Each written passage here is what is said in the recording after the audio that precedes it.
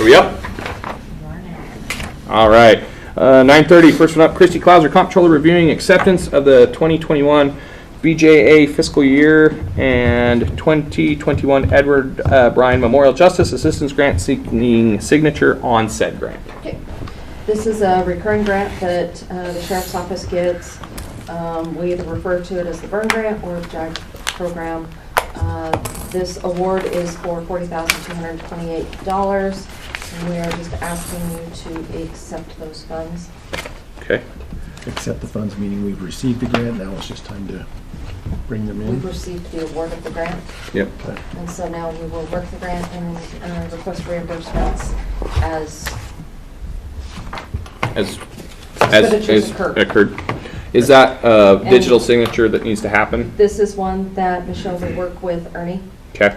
Because this one specifies that he do everything. Yes, so do his she'll thing. go assist him with this one and have him sign it. And is there any reason why we wouldn't accept this? no, we've Okay. had this for quite a while.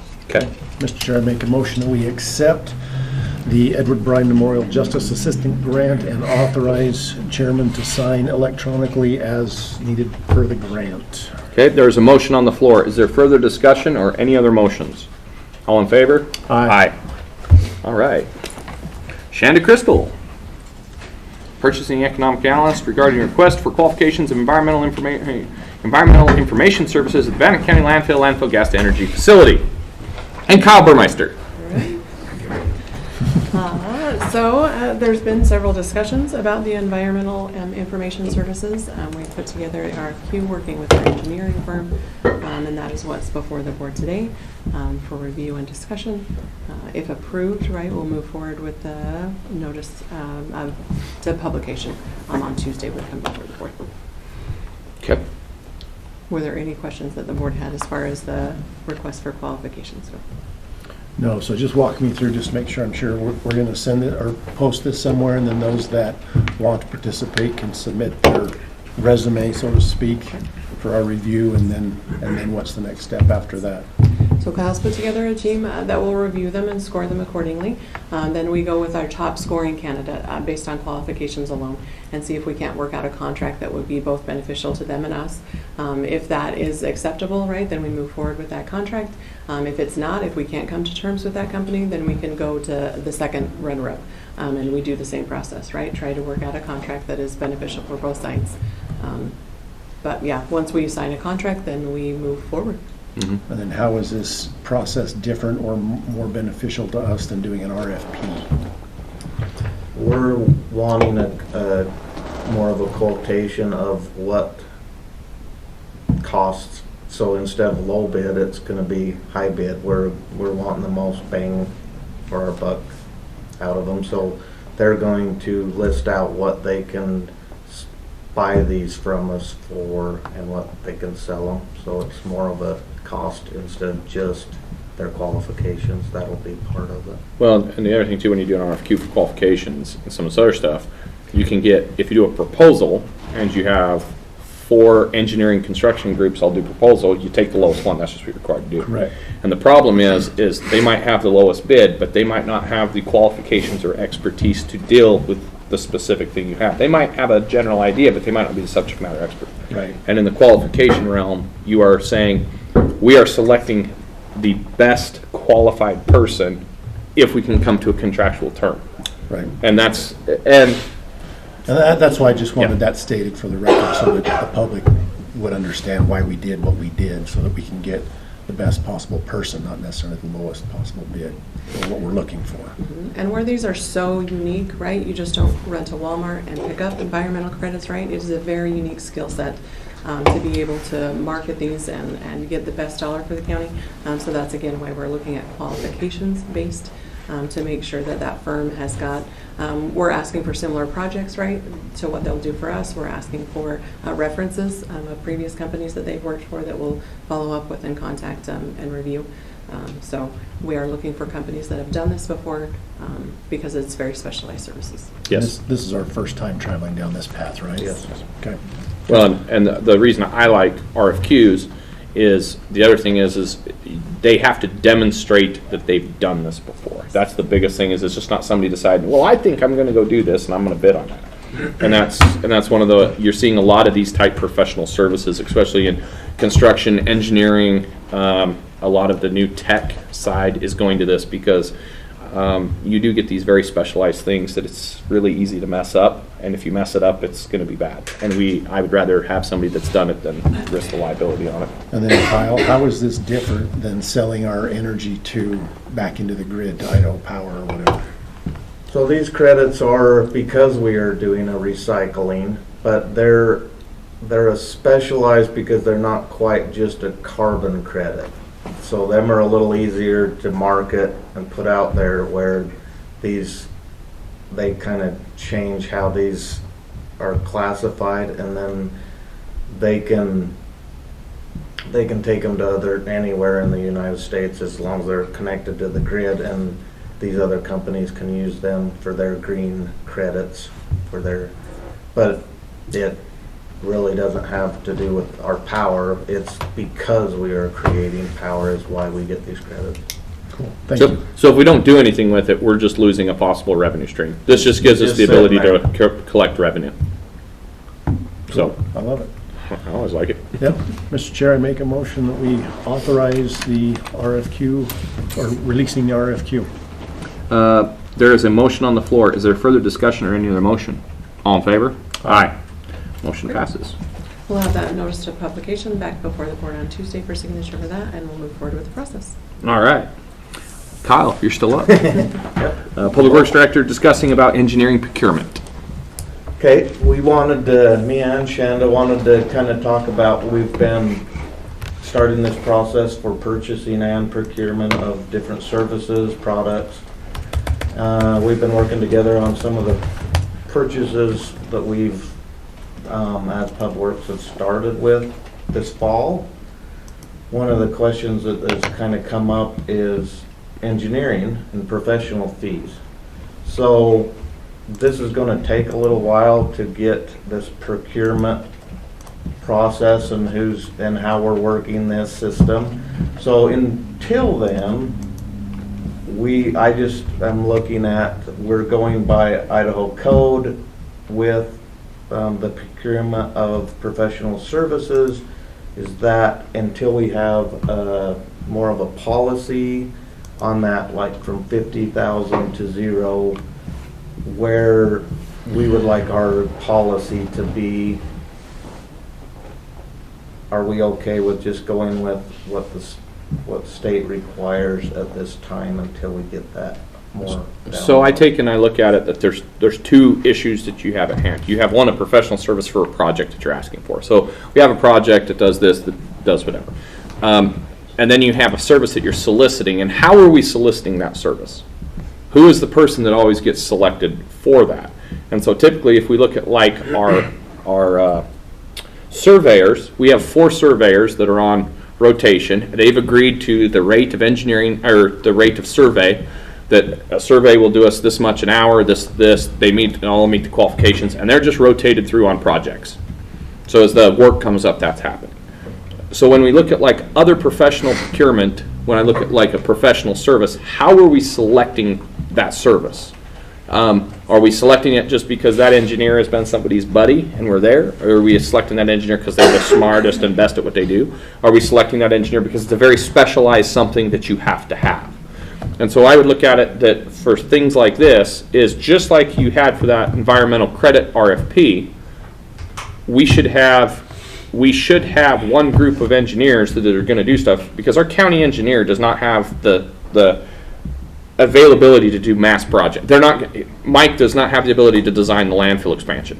And just like we do stuff like that, we should put it out and say, okay, for the next 3 years, we're going to have an engineering services contract. Who wants to bid on it? And you put it out to whoever wants to do it, power engineers, JUB, Walsh, Jacobs, whoever's out there. And if they so choose to do it, they show that they have the professional abilities to meet your standards. This is what it is. This is what we contract at an hour. And then that's how it's done. So it's not picking a favorite. And then if it does fall under the thing, the other problem that you have is in engineering, It goes back to a Public Works 541218, I believe is the code. Yes, it is. Anything that jumps over, anything that projects of less than $10,000 are excluded unless it's a matter of health safety. So you could have a project for $2,000, but if it's a matter of health safety is determined by the county engineer, it must be stamped and approved by an engineer. And so that's the problem that we run into in this aspect of, are we following that Public Works engineering guideline? Is that it's not a question necessarily about do we need to do it or not do it. We should have somebody doing these projects, because when the county engineer says, hey, that's a matter of health safety, then it needs to go into that engineering realm. Well, how do we determine who's the next engineer up? And if you just have an engineering contract that for the next 3 years, this is the person that's going to be, or the company, or the whatever, then you just send it to them and say, do this project for us, and send it back, and you're going to charge us $150 an hour or whatever it is. And they do the engineering, they stamp it, they bring it back to us, the county engineer accepts it, and then you move forward. Does that make sense? Yeah, there's two things we have that, and I was kind of talking with Shanda on the one, is for like road and bridge, one way we get these people is all these engineering firms know what grants are out there. Mm-hmm. So if an engineering firm comes to us and says, hey, I can get this grant for you to pay for this project to fix your bridge, if I do all this work to get it, will you go with us on the project? So a lot of times, that's how we pick some of the road and bridge projects. See, and I think he'd still do that. I'm not saying not to do that, but I'm saying on the projects that you have that, hey, this is no grant specific project. This is just, hey, we got a road and we're going to do this project, and it's not just a resurfacing, it's a actual, we have to change the curve of the road. So there's going to be engineering work. Yes. Well, how do we decide who gets to do that? Who's the dirt guy that gets to go in and design that road, or gal? Who's going to be the person that does that? Mm-hmm. Well, do you just pick the random person out of the phone book and hope they're qualified in doing that type of road, or maybe they're a sewer company or a engineering firm that deals in like public works and sanitation, and you want them to build a road? That's why you have something like this put together, that just like the qualification we did for the environmental credits, who's going to do the general engineering work for the county? That doesn't mean that they're the exclusive. That just means if it's not a specified project or something, that's who does that. So as Kyle mentioned, right, that currently Idaho code, right, is less than $50,000. That is what is left to the county to decide. Currently, right, our procedures and our policy says that, again, we can follow Idaho code. If it's less than $50,000, we can still do that whole process, or we can determine something else. I would like to propose that Kyle and I have a couple weeks to put together what we would like to do to handle those projects that are smaller than that, to potentially, right, look at how we would qualify candidates to be in that pool to be able to pull from, and then bring that back before the board to say that, great, right, above $50,000, right, we're following Idaho code as we should, but less than that, we now have a policy and procedure that the board has approved of a way that engineers can not only contact the county and go through the qualification process to get on that list, but then be able to not be somebody out of their basement, right? Well, it can be out of their basement. There's some good engineers that work out of their basement. What I'm saying is they have the experience to do that. And the qualifications and to do the work. The other aspect that we need to fall under that is it's just not under $50,000. That's a procurement bidding process. We still need to have engineers, anything that falls under that public safety, health safety, and is less than $10,000 is excluded. If it's over $10,000, it doesn't matter. It's a public, then it has to be, if it's a project, it has to be stamped by an engineer. So we got to have, how do we decide who's going to do that? That's the discussion you have, because once you hit 50,000, you're going to go to a bid process. Yeah. So it's all these little tiny projects that you have. So that's what we got to figure out. What is your question? So, I see the 10 and working with our county engineer, we've talked about this and it's all working great. Another question I'd have, and that's what we would be trying to work out over the next little bit, is some of these specialty things. So then the landfill's a different animal. Mm-hmm. So with road stuff, it's easy for me to have pools because that's a pretty common, for all the different specific engineering. activities, that's pretty easy. Roads or a bridge, most of them have that structural. And Yeah. for the landfill, they're actually, from what we can see, there's about 3 to 4 engineering firms in this. So that's what I would say is you would put out a request for qualification then to handle landfill engineering. So that's specifically this type of, that's less than, that's just a, hey, we need to move a pipe or we need to do something. It meets the qualifications then that it's over $10,000. It's just like we did the power engineering thing the other day. We're going to do the same thing where they have the predetermined prices, and as the project comes in, we're just going to use one engineering firm. Because I can think of, like, just off the top of my head, I know 4 that while they might not necessarily have a landfill person in there, they have the capability of doing that. And that's what I'm saying is you would just put it out and say, hey, what are your rates? What's your qualifications? If somebody comes in and says, hey, part of our group, they almost work in like a guild. They have these partnerships together. This is how they do it. We can give you this rate to do these kind of procurement projects and stuff. And there's a couple of them that I know just in this area that if they decided to bid on it, they are the subject matter experts in some of these types of engineering. And so that's why I say you would give them the opportunity to bid on it.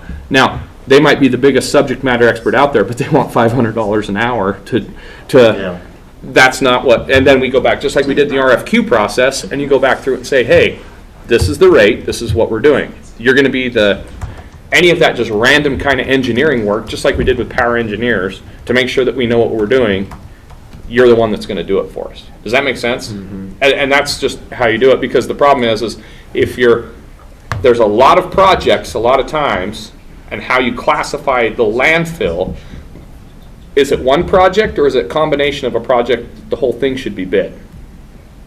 Yeah. Well, it's the gas system. Okay, is that a project or is that small projects? And then are we getting into we broke it apart so we didn't have to bid it? That's what you're asking for. That's why the RFQ covers that aspect of it. So could you do, like you said, like if we have yearly costs that are just like environmental, regulatory, that we have engineering help with. Can you go over 1 year? Like if you did that pool and you got somebody, my question is so that we don't keep have to do it every single year. No, having new people try to learn what they need to learn for our site. I think you could definitely do it just like we have as the project, maybe a several year phased project, like CDM Smith is in our environmental remediation. I don't see any difference between those things. Is you could have an engineer that comes in and hey, but what we don't want to do is we don't want to have an engineering contract that runs for 10 or 15 years. That's the worst thing you have is you want to have those people come back and say this is what we're doing. So yeah, I would do it on a 3 to 5 year. We're going to do it every 3 to 5 years. We're going to go back and we're going to bid this out. And if people want to compete for it, great. And if they don't want to compete and it's the same person that's done it for 15 or 20 years, then so be it. But you at least have that opportunity to go through and do it, because then you're showing to the public, no, we are giving this. This is not just a exclusive kind of deal, because those contracts can be very lucrative to people. That's why they're done. So that's just my opinion on it of how we should do it. So over the next couple of weeks, this Kyle and I build those policies and procedures that we would like to recommend to be put in place to move forward with those. Do we have permission to continue to operate the way we currently are? Meaning that, right, we will follow Idaho code whenever it hits those boundaries, but that anything less than that would be at the direction of the public works director to be able to move forward until we have those policies and procedures in place. With the part that you have stated with the safety issue, which we are following. Yeah, which we do that as it is right now, but that's just this is just one more layer on top of that procurement process. Again, as long as you're in that as the discretion until the policy or whatever goes in place, I think that's fine. But the big thing is you're not going to have a contract. You're not going to issue a 5-year contract that's within this without, because we're still going to have to sign it. I mean, the contracts still have to come back to us anyway. Yeah. Yes. So I don't see a problem. I think what we just need to do is just let's clean up how we do that and make it to where it is, very transparent to people. The short answer is yes. Sorry, I got on my diatribe. Please make sure that you are monitoring and observing, just so you can use that as a learning process, and we don't slow you down. But yeah, I'm satisfied with that as well. Good. Okay, thank you. Thanks. Thank you.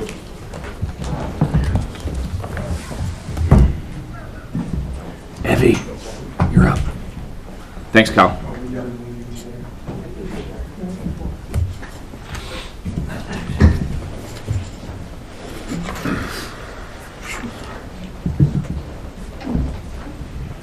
All right, we're seeking a discussion about potential move to the Public Defender's Office, Abra Health Testing, the D6, and department name change. Right? Yes. All right. Carrie, you going to be involved in this conversation then? Just part of it, Commissioner. You might as well grab a chair and come this way, because it's probably going to... We might... Small chairs. Yes. All right. So in meeting with Braden and Commissioner Huff, we talked about the potential move to the Public Defender's Office, which we were told would happen in somewhere around November. One of the things Commissioner Huff asked us to do was check on drug and alcohol testing that we have through AverHealth and where that could potentially be housed, because right now it's in that building. So we did touch base with Ashley Bringhurst at D6, and then we also reached out to Jimmy Gentry at Felony Probation because they do the diversionary court testing through AverHealth there. So Jimmy Gentry said he could help out for a month or two, but just does not have the room for us to move AverHealth testing over there. D6 does have, can accommodate it. They may just have to change some, pretty much like entry, how they would, where they would put them in the waiting room area and those kinds of things. But the concern that Ashley has is the cleaning of the building where there's going to be more traffic through there. So she has expressed to me that, yeah, we can make it work, but we really would appreciate some help with cleaning. Because there will be more traffic, and then obviously the bathrooms would be used quite a bit as well. So that was the update that we received for testing. So with D6, are you talking about making that a permanent change then? Or well, we couldn't, yes, because we could not have drug and alcohol testing through AverHealth in the Public Defender building. There's just not. Yeah, so we would be moving probation and pretrial testing to either D6 or if the building on Landers stays up, depending on what the plan is to do with it, if it did stay up, then it could stay there. We're just trying to figure out where we would have testing be. So right now at D6... When is testing done? It's random. So there's not like a...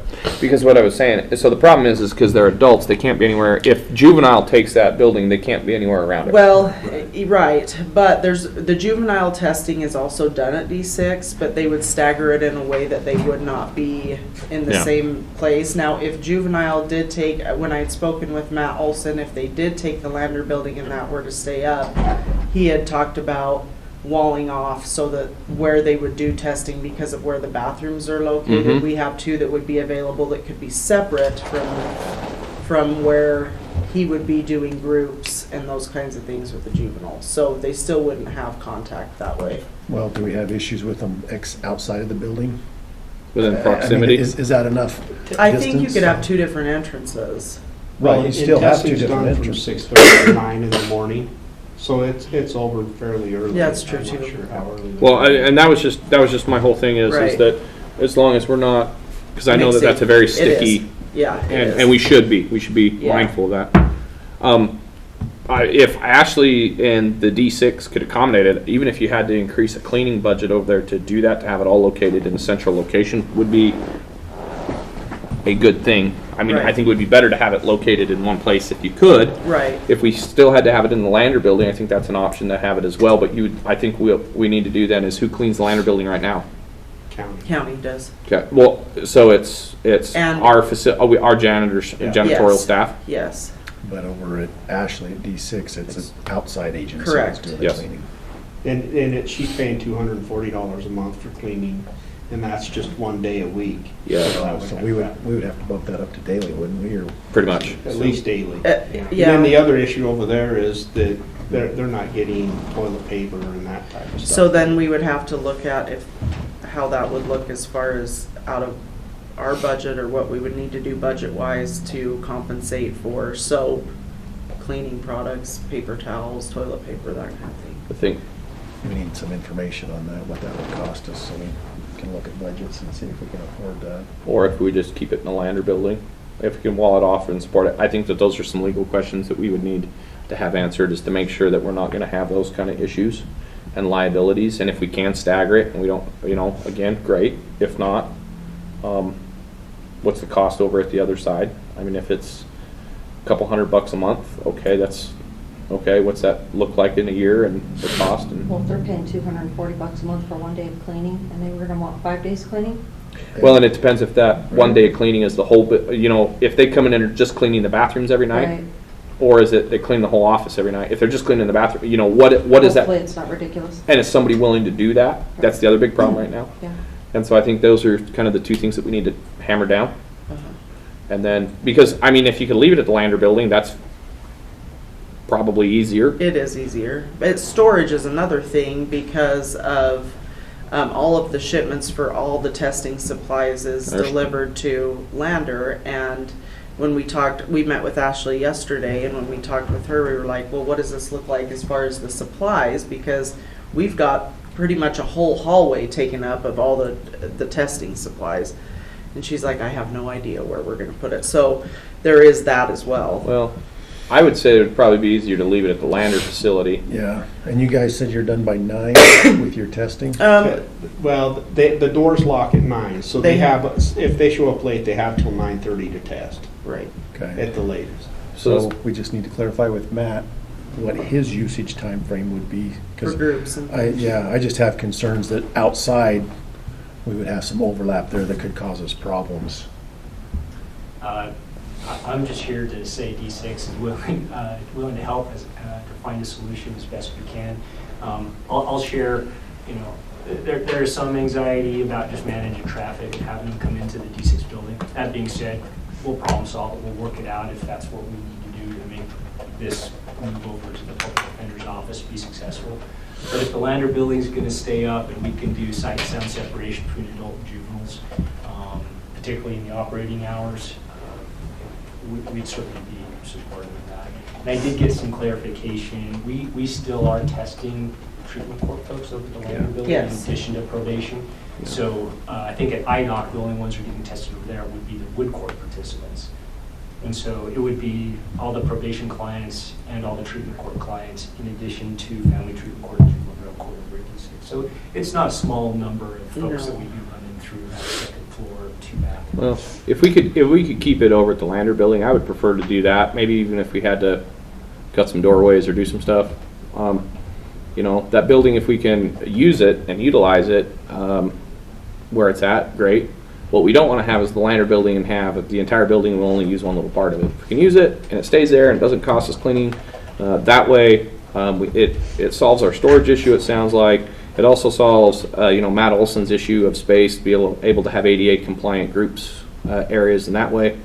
I would prefer to probably keep it in the Lander building, would probably be the easiest thing. Yeah, When the county purchased the Lander building, it was in 3 sections, so it's on 3 different power supplies, 3 different ACs, 3 different heaters. So, I mean, if you even moved them to one section away from everyone else. Yeah. We're good. Yeah. Well, and that's kind of the, Right. I think that would be probably, so can we get that information then? Just making sure that would all work Yeah, if legally. guys Could you follow guys up help with us Matt, clarify make sure that? we can minimize that overlap. Okay. I think that makes sense. And as far as moving, I'm not quite sure where the public defenders are with. Yeah, I was, Dave Martinez had said it was going to be in the first part of November. They were thinking the 7th to the 15th, somewhere in there when they were going to be ready to go. But you guys, on order, be ready to, Okay. I mean, that's really where it's going to come down to. They're going to need to move. There'll probably be some Dan and some Jeff cleaning, touch up if there's any maintenance type issues. That way, it'd be better to take care of them then, and instead of after you guys move in, and then it would be move you and go. Have you guys been over there and walked through that? We all have, yes. What'd you guys think? I think it's going to be phenomenal. I think it's going to be great because it's way more secure where that is. It fits perfectly, even with the secretary pool up front, with our administrative people being. It just really works out well. Okay. I think it's going to be really well. We've talked with Dan a little bit about possibly if we needed we need a training room in there. But that office pool area is so big, we could move a training room into. You didn't want to use the conference room at the back? Well, we did, but We we weren't do. sure we're gonna have access to the whole building. Right now, you'll probably have the whole building, is what it looks like. Oh, that's Okay. perfect then. Then it's perfect, because where we've brought a lot of our training, we have 2 POs that are getting post-certified to train, and they're almost there, especially with our high-risk training. We can be doing ARCON there and arrest techniques and those kinds of things. Yeah, I don't so- think there was a discussion there for a little bit about maybe cutting the back of it off, but I think that discussion's probably no longer there, wouldn't you say? It's not totally dead, but for now, we're safe. Okay, well, just a little, I know it's a little minutia, but I'm thinking, who's gonna move us? Are we gonna move us? Or is there, It's gonna be probably an all hands on deck kind of thing. I know the public defenders, Dan, do you remember? Public defenders said they hired a mover. Okay. Furniture down. We also have the option of community service too. Yeah, Correct. That we can save some of our Winner, community winner. service workers Winner, winner. and do, I mean, they do a lot of extra deep cleaning stuff anyway and things like that, so. I mean, yeah, that's, and if We there could was do that. something that we needed to have specific moving help for, heavy loads and of course, big furniture, those items, we want to be Okay. careful of. The big giant desk that used to be one of the 9 big Yeah. desks, we might want to, don't throw that desk away. No. But I'd probably move it into a storage unit for Yeah. right now until we figure out what to do with it, Okay. so. Anything else on that? Good? I'm good. Good? the name change? Oh, name change. Yeah, so we had talked about this probably about a year ago, just because court services, it always has caused so much confusion with even all the calls that we get. I probably spend, I would say, majority of the phone calls I get just switchboarding, because it's a lot of people are looking for court records. Court services is so broad, and I don't really think that it fits exactly what we do. So we had talked as a department about different names and things we were thinking of, and came up with Bannock County Community Corrections, and it was one that we all had agreed on and thought that maybe more encompassed what we were doing, and then that way there's not going to be a lot of the confusion with the different departments that we're constantly feeding out to. So what was your name change request? What do you want to change it to? Bannock County Community Corrections. Okay. All right.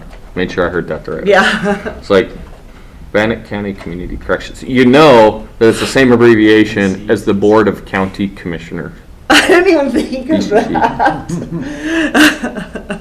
So, Great minds think alike. Yeah. man, it could be a curse or a blessing. You guys Well, question, Christie, you talked about. Oh, you got an extra C. You're the triple C. Be Transparent triple C. Idaho. How would that impact what the Transparent Idaho stuff is that you're working on? I'm not sure yet. We have a meeting next week.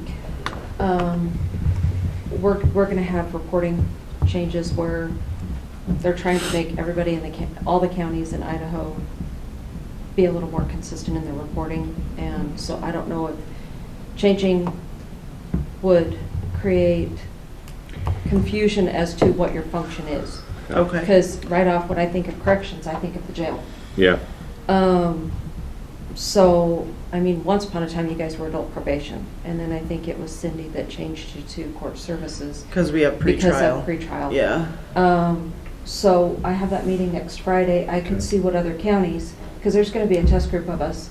We can see what other county probation offices are called, or if it's going to be a problem to just change a department name. And the reason they're doing that Transparent Idaho is oftentimes when people are trying to do public records requests to get information, we might call it A, and another county calls it B, and it's hard to match everything up. And so that's what Transparent Idaho is trying to do, is get us all kind of on that same, Gotcha. so that everybody's, when you say it, everybody understands that it's fairly consistent from county to county. So Okay. I think the other departments call themselves like Bingham County Probation, but that doesn't really add, we got pretrial in there also, so I don't know. What happens We if you just just said- said Bannock County Probation and Yeah, pretrial? pretrial, we could. I Yeah, mean, we could. Just so it's more specific. Yes. no, I would Yeah. seriously, I always believe names should be specific and not Right, general. I hate right. these general, court services. Yeah, there's For- a lot of For services. the first year I was in office, every time I saw court services, I'm like, where are all these, those guys gotta be like a bunch of lawyers and like maybe those are the judges? Is that how we're classifying Well, and that? that's a lot of the problem is we get a lot of like, is this legal aid? No. No. You know, Well, and so- that's why I say I would change the name if it was me. Bannock County Probation and That's Pretrial fine with me Services. too, that works great. I mean something like that. I mean, Not to blow up your letterhead, you might want to think about throwing an adult on there just to separate. Yes. juvenile Yes. versus yes, adult. Right. Bannock County Adult Probation and Courts and Pretrial Services. You guys mind waiting a week for Chrissy to attend that meeting and give us No, just yeah, a little that's bit further great. clarification That and meeting, I go? can't remember if it's in, I think it's from 10 to 12 Yeah. next Friday. So Okay. I know that when Brandon Wolf's office and they were talking about that is they were more so on the reporting aspect, the naming terminology of the reporting being the same. So you could have different office names, but still, then it gets hard because we're reporting, calling it one thing, and your office is named a different thing. And then all we're doing is we're not confusing the state, then we're just confusing your office. And why are you called corrections and we have to report this as probation? So why Sure. shouldn't we have the names Sure. somewhat in there? Plus, it's a great acronym, DCAP, Yeah. Bannock County Adult Probation and BCAP. Pretrial. Yeah, there you A go. lot, God, you're smart. There you go. Mic drop for Karen. If you guys just want to give us a little bit, and then Okay. if you guys want to get together and just have that, whatever you Yeah. find, if there is anything or I'll not. just send an email Okay, when we find out. that sounds great. And then once they have that meeting, just the following Tuesday, just put it on and we'll make sure that we're good. Okay. That good? Yeah, no, I'm fine Cool. with that. Thanks for your time. All right, Thank thanks you. guys. Thanks. All righty. Scott, Right on time. do we have a National Guard guy coming today? Supposed to be, but we told them 10:15. Okay. So, if you All want right. to wait for 5 minutes? Yeah, we'll sit at recess for 5 minutes. Okay. Give it-